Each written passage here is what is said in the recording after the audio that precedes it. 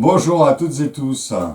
Nous allons aborder un sujet. Alors d'abord, bienvenue à ce nouvel entretien de naturopathie. Ça fait maintenant une éternité.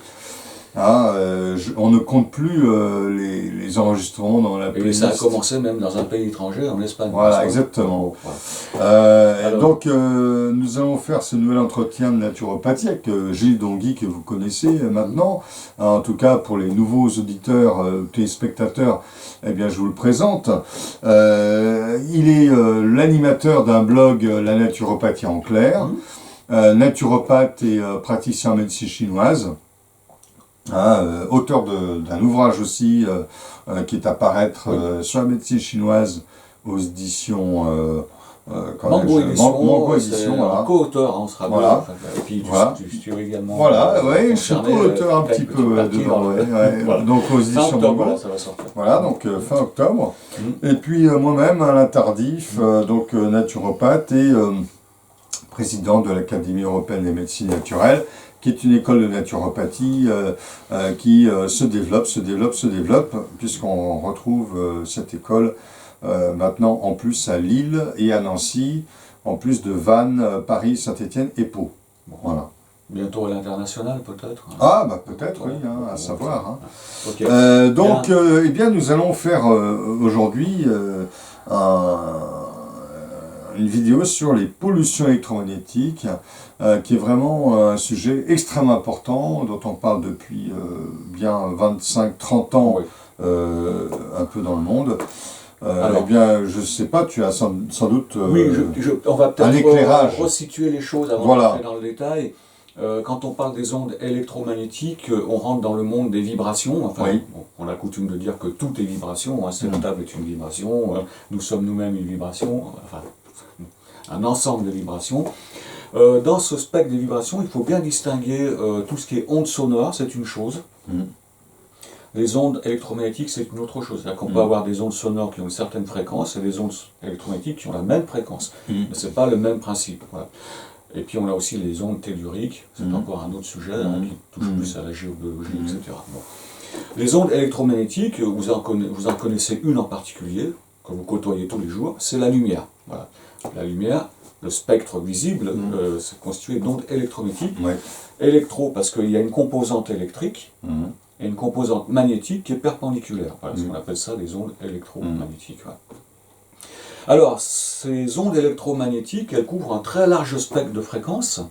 On parle de fréquence lorsqu'on parle des ondes, c'est-à-dire le nombre d'oscillations par seconde, ça s'appelle un hertz, d'accord, voilà. Et ça va de 0 Hz à des centaines de gigahertz, d'accord. Et quand on balaye ces fréquences, on va trouver à l'extrême basse fréquence les très basses fréquences, notamment celles du réseau du courant électrique, par exemple. Par exemple, le courant du secteur, le secteur tourne à 50 Hz, d'accord. Le courant alternatif, 50 Hz. C'est pas énorme, voilà. Mais il peut y avoir aussi des soucis avec ça, d'accord. Et ensuite, on va rentrer dans les spectres des ondes électromagnétiques, où là, on va trouver justement tout ce qui est téléphonie mobile, donc des fréquences plus élevées, ça va de 100 MHz à plusieurs gigahertz, d'accord. Le mobile, le Wi-Fi, toutes ces choses-là, d'accord, qui vont nous intéresser en particulier. Et après, encore au-delà, on va avoir justement l'infrarouge, la lumière visible, les ultraviolets, d'accord. Ensuite, on va trouver les rayons X, très haute fréquence. Là, on retombe dans les rayonnements ionisants, surtout, avec les rayons gamma. Là, on tombe dans les rayonnements ionisants, d'accord. C'est pas ça qui nous intéresse. A priori, voilà, nous, ce qui nous intéresse, c'est cette partie où justement on trouve les micro-ondes, les ondes des téléphones portables, le 5G, le 2G, le 3G, les lignes à haute tension, etc. Tout à fait.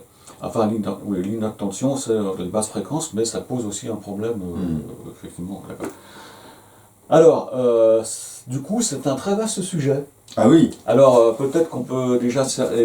Alors déjà, ce qui serait important de montrer, d'expliquer, c'est déjà comment ça agit négativement sur notre organisme. Et pourquoi ça agit négativement. Oui. Il faut savoir que dans notre organisme, nous avons des membranes, enfin des cellules avec des membranes cellulaires. Les membranes cellulaires, ce sont des piles biologiques. donc une activité électrique. Elles sont polarisées. Elles sont polarisées, elles ont une activité électrique.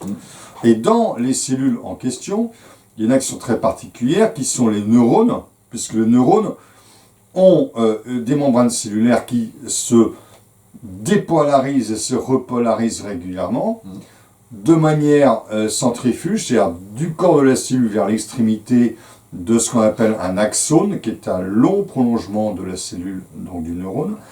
Ça crée ce qu'on appelle l'influx nerveux. C'est ça qui fait que notre cerveau est lui-même considéré comme une sorte de pile biologique. D'ailleurs, on mesure l'activité cérébrale par l'électroencéphalogramme. Quand il est plat, c'est qu'il n'y a plus d'activité électrique, et donc on est mort. Bon, c'est la mort clinique. Alors, eh bien, les pollutions électromagnétiques vont interférer sur cette activité. Alors ça va dépendre de la longueur d'onde, de la fréquence aussi, parce qu'il y a des fréquences qui pénètrent plus facilement dans le humain, qui sont tout à fait. en phase avec la taille des cellules. Voilà, et puis qui vont interférer sur les échanges membranaires qui conduisent à ces inversions de polarité, ces repolarisations. Pour expliquer techniquement, la dépolarisation-repolarisation est basée sur les échanges entre le potassium qui est concentré dans la cellule et le sodium qui est rejeté à l'extérieur de la cellule. Donc quand il y a une excitation, le sodium pénètre dans la cellule, ça crée une inversion de polarité. Ensuite, le potassium sort de la cellule. Donc d'un point de vue électrique, il y a un rééquilibrage qui se fait. Et puis après, au niveau de la membrane cellulaire, il y a ce qu'on appelle la pompe à sodium-potassium qui prend en charge un sodium pour un potassium, donc fait rentrer un potassium pour un sodium sorti, ce qui conserve l'équilibre électrique normal. C'est un processus qui est consommateur d'énergie puisque c'est une pompe active. Voilà, c'est une pompe active qui nécessite l'utilisation de l'ATP, de molécules d'énergie chimique. Donc, en fait, c'est tout ce phénomène-là qui est perturbé par les pollutions électromagnétiques, d'où l'impact que ça a sur le tissu nerveux, en termes de maux de tête, de migraines, de troubles de concentration. Quand tu parles de ça, moi je pense tout de suite au téléphone mobile. Ah bah voilà. D'ailleurs, les téléphones mobiles ont une caractéristique qui s'appelle le DAS, c'est-à-dire le débit d'absorption spécifique. Et c'est un petit peu un enjeu publicitaire de dire on a un taux d'absorption spécifique qui est très bas, etc. Puisque qu'est-ce que votre organisme, vos tissus vont absorber au niveau de ces rayonnements. Tout à fait. Effectivement, il y a des tas d'études qui ont montré qu'il y a quand même des soucis, même si on minimise les choses. Il y a des soucis et apparemment il y a une fréquence de cancer du cerveau, de tumeur au cerveau qui est plus importante quand on a le téléphone portable collé sur l'oreille trop longtemps, trop souvent. Donc, mais même sans aller jusqu'au téléphone portable, les pollutions électromagnétiques liées aux lignes à haute tension ont été considérées comme des pollutions cancérigènes dans un certain nombre de pays comme la Belgique, le Canada, l'Allemagne, etc. Si bien que peu à peu, on a enfoui les lignes haute tension. Alors, juste une petite astuce à ce sujet-là. Si vous habitez près d'une ligne haute tension, l'idéal, c'est de planter des arbres qui montent assez haut. Oui. Ça c'est un truc, c'est référencé, scientifiquement. Ah oui. De planter des arbres devant votre maison, près de la ligne de haute tension, parce qu'ils vont avoir un effet d'absorption du sodium et limiter le rayonnement dans la maison. C'est une parenthèse. Oui, c'est une Mais méthode c'est bien connu que les maisons à cancer sont souvent été réputées être près de lignes à haute tension. Oui, tout à fait. Mais on s'est rendu compte aussi en Belgique notamment, chez certains éleveurs de bovins, qui a des élevages de vaches près de lignes à haute tension, qui a une mortalité importante dans ces élevages. Plus que partout ailleurs. Alors tout ça, ça procède de ce que les anglo-saxons appelaient l'électrosmog. On avait le smog, les particules dans l'air, mais maintenant on a l'électrosmog. Et ce qui est aussi intéressant de noter, c'est que c'est une pollution qui est récente, parce que par exemple en médecine chinoise, on parle des facteurs pathogènes externes. Et là, on pense aux facteurs climatiques, c'est-à-dire le vent, la pluie, l'humidité, le chaleur, chaud. etc. Mais maintenant, il y a un septième facteur, parce qu'on en considère 6, c'est l'électrosmog. Ça n'existait pas vraiment à l'époque, dans les temps anciens. Voilà, c'est relativement récent. On va dire que c'est une pollution qui a démarré dans les années 50, en gros. Voilà. Et on est envahi d'un brouillard électromagnétique parce qu'on a le Wi-Fi, on a les antennes 4G, maintenant 5G qui arrivent, etc. on a les réseaux mobiles, on a tout un tas de choses comme ça. Le Linky maintenant, ça fait plus, et il y a des choses qui sont locales, d'autres qui sont plus étendues, et on baigne là-dedans. Et donc tout l'enjeu maintenant, c'est par principe de précaution quelque part, parce que si on prend le Wi-Fi, il y a des expériences qui ont été faites sur du cresson, par exemple, on voit très bien du cresson exposé au Wi-Fi, par rapport à un cresson témoin cultivé, il dégénère alors que le témoin se développe normalement. Et ce sont des ondes pulsées en plus. Oui, alors il y a une autre expérience qui est intéressante aussi par rapport au téléphone portable. On a exposé donc à des rayonnements de téléphone portable des embryons de poulet en développement. C'est une expérience australienne, donc dans les œufs, des œufs fécondés. Eh bien, les œufs fécondés exposés aux pollutions électromagnétiques ne viennent pas à terme. Bien sûr. Ils ne viennent pas à terme. Alors, donc en fait maintenant, on est exposé, on ne peut pas y échapper. Je ne sais pas si tu as d'autres choses à rajouter là-dessus, mais maintenant comment on se protège, quoi. C'est ça qui est le plus difficile. Hein. Parce là, il y a que des conseils qu'on peut donner. Alors, il y a des techniques de géobiologie, de géobiologues, pour les pollutions liées au téléphone portable, à la Wi-Fi, des petites pastilles de terres rares ou d'argile magnétisée par certains magnétiseurs. Par exemple, il y a un géobiologue qui s'appelle Pierre Nicolas qui faisait des pastilles d'argile magnétisée qui étaient très efficaces. Après, vous avez donc effectivement des petites pastilles de terres rares, on en trouve assez souvent, qui sont aussi des terres à action magnétique et qui permettent de contrer les effets nocifs des téléphones portables et de la Wi-Fi. Pour une ligne haute tension, alors, évidemment, il y aura le conseil basique, déménager, mais ça c'est facile à dire, c'est pas facile à faire. On a un problème avec le réseau électrique aussi, il ne faut pas dormir trop près d'une prise.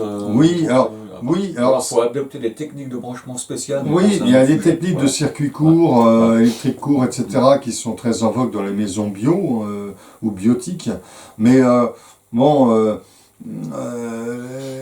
a une prise, si je puis dire, on a une prise sur ces problèmes-là. On a une action. Même le téléphone, on peut ne pas moins téléphoner. Sur les lignes haute tension, on ne peut pas déplacer les lignes haute tension, ça c'est pas possible. Par contre, si on ne peut pas déménager, parce que ça serait le conseil basique un peu facile à dire et pas facile à faire. Voilà, on demande à EDF de déménager. Oui, mais il y a une technique qui consiste qui est toute bête.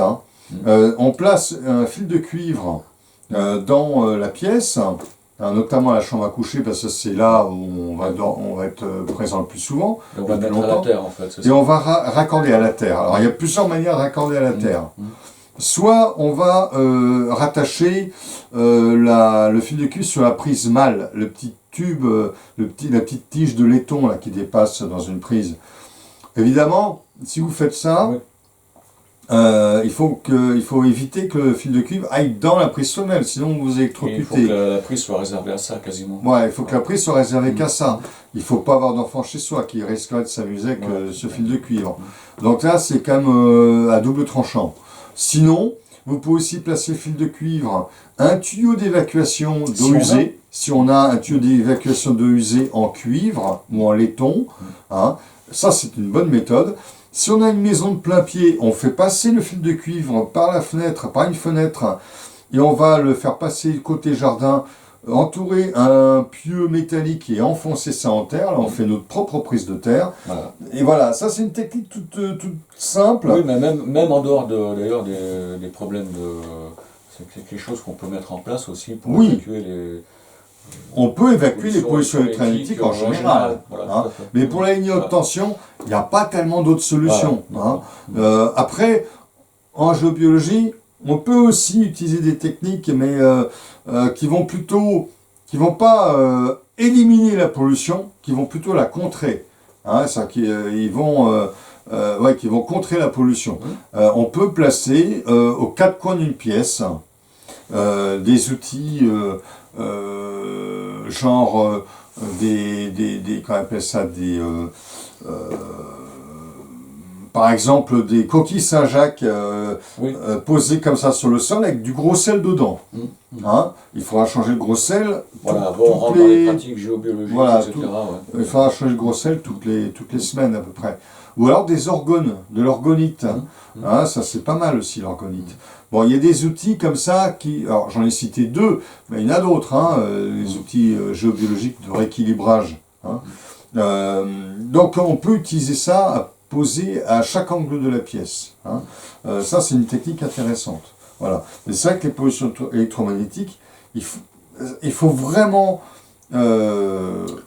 en tenir compte, y faire attention, parce que c'est vraiment très problématique au plan neurologique. Alors on a quand même aussi le problème du Wi-Fi, oui. à l'heure actuelle, parce que on peut quasiment... Moi ici par exemple, j'ai un câble Ethernet qui arrive ici, parce que je ne veux pas de Wi-Fi, mais le Wi-Fi, il y en a à côté de chez moi. Il y en a partout, on baigne dedans. Voilà, donc on peut déjà protéger sa maison, mais on ne sait même pas d'ailleurs si quand on a sa box allumée, le Wi-Fi est activé ou pas. Des fois, on y fait pas attention. Je veux vous dire, quand on a son téléphone portable en mode Wi-Fi, qu'on arrive dans n'importe quel endroit, on s'aperçoit qu'il y a des tas de connexions possibles. On est baigné là-dedans. Hein. Bon. Et il faut savoir qu'une société française, je crois, a développé le système LiFi. C'est à base d'ondes lumineuses cette fois-ci, qui ne produit aucun problème sur le plan sanitaire, mais qui reste complémentaire parce que pas toujours facile de mise en place, etc.